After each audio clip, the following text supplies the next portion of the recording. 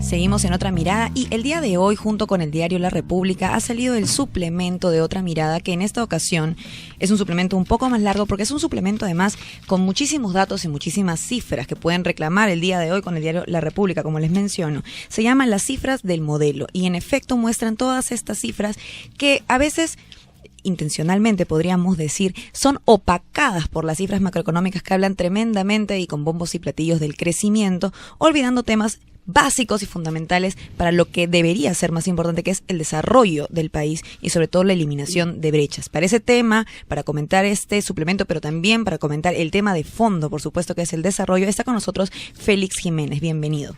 ¿Cómo estás, Félix? Bienvenido. Buen día, muchísimas gracias por la invitación. Félix, bueno, para pasar ya a un poco al análisis, hay dos tipos de cifras, ¿no? Esas cifras que son la propaganda del modelo, o sea, reservas internacionales, crecimiento económico, que tú, bueno, te has encargado de sábado a sábado analizarlo, pero vemos que las reservas internacionales netas, o para ser más específico, ya la posición de cambio, que es con lo que cuenta el BCR para poder actuar en política cambiaria, desde abril está cayendo, ha caído 6.000 millones de dólares desde abril. Primero, ¿qué está pasando? Parece lo del 2008-2009. A ver, dos cosas sobre lo que han planteado ustedes dos. Yo creo que lo que se olvida es mencionar cómo se crece. O sea, la gente se ha olvidado de discutir el cómo se crece, el estilo de crecimiento. Un país puede crecer con un estilo a la misma tasa que crece otro con otro estilo. Entonces, el estilo de crecimiento es fundamental porque te dice cómo se acumula capital, qué sectores lideran el crecimiento, etcétera. Entonces, el estilo de crecimiento que se implantó en el país desde los 90s es un estilo de crecimiento primario exportador, impulsado por precios altos de las materias primas, por demanda externa que estuvo creciendo, parte de los 90, parte de la última década, está liderado por la exportación de materias primas, pero también por sectores no transables como construcción, comercio, servicios, etcétera. Y esa forma de crecer no es una forma de crecer inclusiva, porque no crea puestos de trabajo estables, con ingresos más o menos dignos, porque además afecta a la manufactura, ¿no? Afecta al sector agropecuario. Entonces, los grandes perdedores de este modelo son estos dos sectores. Estamos importando mucho más de lo que producimos en el sector agropecuario, en el sector manufacturero. Todos juntos. Todos juntos, sí. Si solo tomamos en cuenta la manufactura, las importaciones, totales de nuestro país representan el 160% de la producción manufacturera. Entonces, yo creo que eso hay que discutirlo. Las otras cifras, como el de las reservas, yo creo que se acumulan reservas justamente para utilizarlas cuando se necesita, ¿no? Como hay una desaceleración de los precios, ¿no? Han bajado cerca de 20-25%, como hay un estancamiento internacional de la demanda, entonces hay presiones al alza del tipo de cambio. Entonces el Banco Central tiene que usar pues las reservas para defender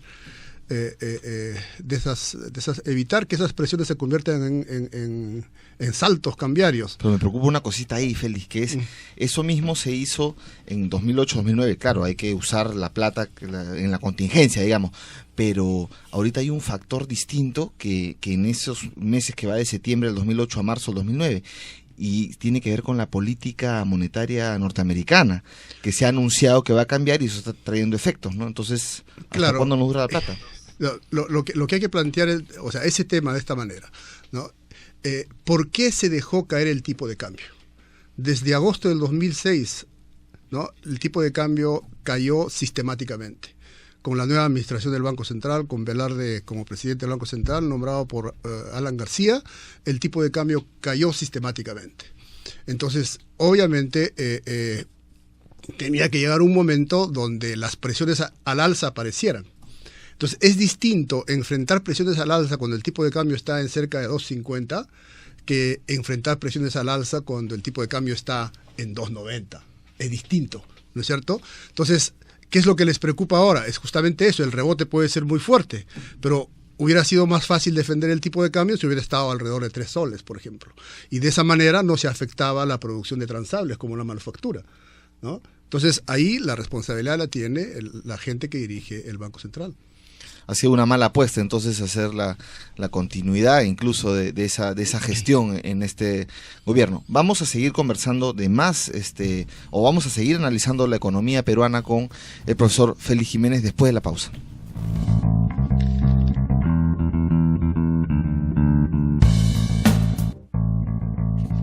Once 17 de la mañana, seguimos en Otra Mirada con el profesor Félix Jiménez. Estamos analizando la economía peruana a propósito de la publicación de un suplemento de Otra Mirada hoy día con el diario La República que se llama Las cifras del modelo. Estamos analizando estas cifras que han servido de propaganda, ¿no?, para el modelo, que son reservas, crecimiento, y el profesor Félix Jiménez nos dice, correcto, pero hay que ver cómo se crece, ¿no? Uno puede tener un gran porcentaje de crecimiento, igualito que el de otro país, pero el estilo distinto ya te cambia todo el panorama. Y estábamos hablando un poco también de esta cifra de las reservas internacionales. Entonces, un poquito para cerrar la idea del crecimiento, del estilo de crecer, de la forma, ¿no?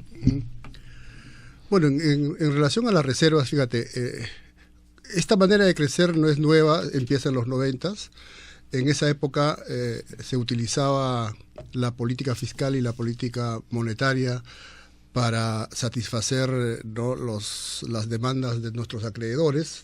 No nos olvidemos que en los 90s el país estaba muy endeudado, se renegoció la deuda, entonces se hacía política fiscal para pagar la deuda y la política monetaria totalmente restrictiva encareció el crédito y eso favoreció la dolarización del sistema. Entonces, cuando se produjo la crisis del 98-99, el Banco Central no tenía reservas para defender el tipo de cambio y el tipo de cambio saltó a tal magnitud que hizo quebrar bancos, ¿no? Por eso es que en las reformas que se hicieron de política monetaria en el 2001-2003, ¿no?, una de las reglas es, junto con las intervenciones esterilizadas del banco en el mercado cambiario, era acumular reservas para evitar, digamos, que los shocks externos nos sorprendieran como ocurrió en el 98-99. Profesor Jiménez, esto de acumular reservas debería tener, en el caso del peruano específicamente, cierto límite, ¿no? Teniendo nosotros tantos problemas todavía sociales, incluso de infraestructura. Estoy viendo aquí una parte de las cifras del suplemento, que Perú, en caso de agua potable y saneamiento, está en la cola junto con Nicaragua y El Salvador, ¿no? Entonces, debiéramos quizás tomar esa parte para invertir en cosas tan urgentes que los peruanos no podemos esperar en agua y saneamiento, por ejemplo, ¿no? Claro, las reservas hay que entenderlas como un seguro para el país, ¿no? Deben estar disponibles para enfrentar los efectos de los shocks externos adversos. Somos un país que nos hemos hecho más volátil a esos shocks. O sea, una economía que depende mucho de los factores externos, de los eventos externos. Entonces, es verdad el déficit de infraestructura, 84.000 millones más o menos es el déficit de infraestructura, es un porcentaje importante del PBI, que está en 199.000 millones. Pero hay otras maneras de buscar financiamiento para infraestructura. Es verdad que no hay pues una política definida de estimular desarrollo de mercados internos en el país. El MEF no está interesado en hacerlo, por eso descuida infraestructura, descuida la conexión de la economía con la geografía del país, ¿no? Por otro lado, tampoco se hace mucho para desarrollar el mercado de capitales, porque una de las propuestas de la gran transformación era desarrollar el mercado de capitales en soles para financiar inversiones productivas en la costa, en la sierra, en la selva. Y las inversiones en infraestructura las puede hacer el Estado, pero también las puede hacer el sector privado, pero con la orientación del Estado, porque de lo que se trata es de reordenar el territorio, ¿no es cierto?, con infraestructura para desarrollar el interior del país. Lo mismo también en el caso de industrialización, justamente como si estamos considerando que el tema de fondo es el tipo de modelo, el tema de que seamos primario exportadores, industrialización debería ser uno de los temas fundamentales. Sin embargo, se ve ahí también una desidia por parte del gobierno en general y del MEF en particular. Claro, es curioso, ahora alguna gente que defiende el modelo habla de industrialización, y cuando habla de industrialización algunos dicen es ponerse al día. Hay una expresión en inglés, dice catch up, ¿no? Entonces ponerse al día, ¿no? Es la inversión en conocimiento. Es decir, esta gente que ahora se quiere comprar la idea de la industrialización, críticamente, obviamente, rechazando lo que se hizo antes, estamos de acuerdo, el modelo sustitutivo fue espurio, como lo calificamos en alguna oportunidad, el modelo sustitutivo de importaciones para industrializar el país. Entonces, no han visitado el interior del país, no conocen las comunidades del país, o sea, ¿cómo desarrollas tú, cómo te pones al día en términos de tecnológicos, por ejemplo, en Vilcas-Huamán? O no en Pampa Cangallo? No tiene sentido. Hay que desarrollar agricultura allí, hay que desarrollar agroindustria allí, ¿no es cierto? Hay que ponerse al día en cosas básicas. Ese debería ser no ponerse al día en tecnología de punta, porque no se puede hacer eso al interior del país ni en la selva, ¿no? Entonces, por eso es importante infraestructura, por eso es importante mercado de capitales y por eso es importante educación. O sea, necesitamos capital humano, lo que llaman capital humano, o sea, personas calificadas, ¿no? en áreas que estén vinculadas a la producción, ¿no es cierto? Y estos programas sociales que tanto empuja el gobierno, ¿qué tanto impacto pueden tener para bajar los índices de pobreza y desigualdad en el país? Bueno, uno no puede negar que hay una relación inversa, digamos, entre la pobreza y el crecimiento del país, ¿no? Entonces, todo país que crece, si tiene pobreza monetaria, se reduce la pobreza monetaria. Pero como eso depende del estilo de crecimiento, tan pronto el país ya no crezca, o sea, vuelva al ciclo depresivo, recesivo o de estancamiento, esa pobreza monetaria va a volver a aumentar. Y ese es el riesgo que tiene este país, ¿no? Se ha reducido la pobreza monetaria, pero la pobreza que no es monetaria, la multidimensional, sigue, eso no ha cambiado.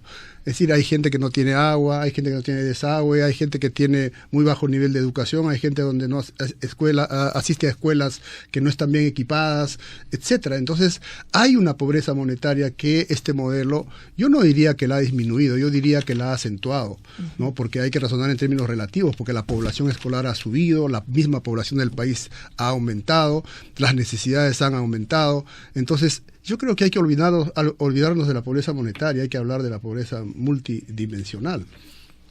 Yo tengo una consulta, Félix, que tiene que ver con este estilo de crecimiento. Es que al parecer estamos entrando a un momento en que ya no es el momento del boom de los precios de los minerales. Los capitales de corto plazo se están retirando de alguna manera, ya no están como hace un tiempo. Y no tengo mucho optimismo sobre los mercados internacionales como Europa, Estados Unidos. Entonces, ahí están las tres variables, digamos, de nuestra orgía de televisores, de nuestra orgía de consumo, digamos. Eso lo justifica. Entonces, la pregunta que yo te hago es, si ya no, esas tres cosas van a cambiar, ¿cómo vamos a crecer? ¿Cómo vamos a seguir acumulando reservas para shocks externos? Me parece que entramos en una situación complicada, ¿no?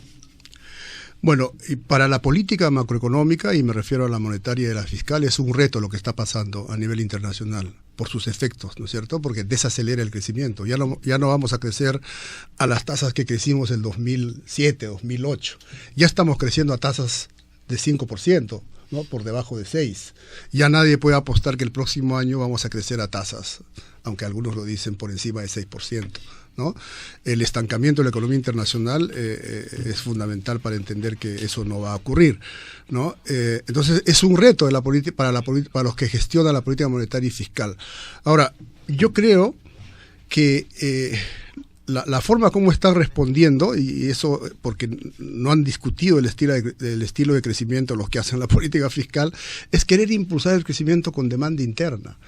O sea, aumentar la demanda interna para que ésta sea el impulso que se sustituya al impulso externo y de esa manera crecer. Pero con el tipo de estructura productiva que se ha configurado en el país en los últimos 22 años, ese impulso de demanda va a tener dos efectos nocivos en la economía.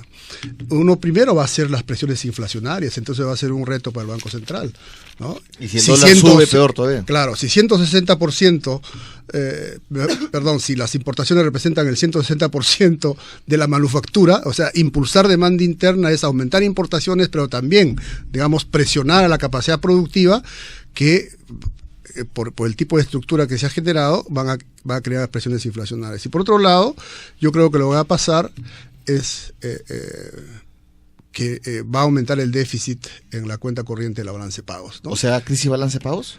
Puede pasar, porque ya no se registran los superávits que se registraban antes, ¿no? El superávit comercial está alrededor de 2% del PBI en el año 2012. Entonces, yo hice un cálculo, si se normalizaran los precios, o sea, sin hacerlos bajar al nivel promedio de los 90, sino hacerlos crecer a los precios de las materias primas, me refiero desde 2004 hasta el 2012, a una tasa cercana al 7%, ¿no? Uno encuentra que en los últimos años se hubieran producido déficits importantes en la balanza comercial y, por lo tanto, en la cuenta corriente de la balanza de pagos. Que nuevamente el fantasma de la deuda externa en dólares nos claro, perseguiría. Con una composición, me imagino, distinta, pero vamos a repetir lo que ha pasado antes, ¿no? Presiones inflacionarias junto a presiones en el sector externo. Pero eso va a depender mucho, o sea, lo vamos a ver cuando se normalicen los precios de las materias primas, ¿no? Y como todo, yo creo que los analistas más importantes de aquí y del mundo dicen que el estancamiento de la economía internacional tiene para largo. Entonces, y ya no podemos confiarnos de los impulsos externos. ¿Y qué nos quedará después de todo el boom? Hay que industrializarnos. Tendremos tiempo para eso. Porque se viene la vaca flaca ya, o ya están ya. Yo creo que es un fenómeno político, ¿no? Depende de quién gobierne. ¿Y los salarios y las pensiones? También depende de quién gobierne, pues, ¿no? Pero ya no basta Hay que hacer. Yo ¿no? creo que es importante un cambio de la política económica, ¿no? Y yo no tengo esperanza de que se cambie con este gobierno. ¿Y con Castilla, ahí Villanueva podrá hacer algunos cambios o no? No creo, ¿no? No se puede hacer ningún cambio con Castilla. No pinta nada. Yo creo que, bueno, lo han dicho analistas políticos, o sea, es más de lo mismo, aunque César Villanueva, algunos dicen, yo he leído escritos elogiosos de gente de Fuerza Social sobre César Villanueva, ¿no? Es más de lo mismo, pero con Castilla, con la política que practica él, o sea, vamos a ver si aumentan los sueldos del Ministerio de Salud, ¿no? A ver qué se hace en descentralización, yo tengo dudas, ¿no? Para no insistir mucho en otras cosas. Tengo dudas de que si no hay un cambio drástico en la política económica, o sea, un cambio fundamental, yo creo que este gobierno va a administrar la desaceleración económica. Bien, bueno. Así va a terminar. Muchas gracias, Félix, Muchas por tu análisis, nos sirve mucho y esperemos pues que se tomen en consideración estos análisis que ya no solamente Félix, sino también otras personas bastante lúcidas como él están avisorando, y esperemos que hagan o que se den los cambios necesarios para que el Perú avance, ¿no? Porque estamos en un momento crucial. Gracias a ustedes y felicitaciones por Otra Mirada. Bien, gracias. Félix. Regresamos en Otra Mirada con la columna de Nicolás Lynch.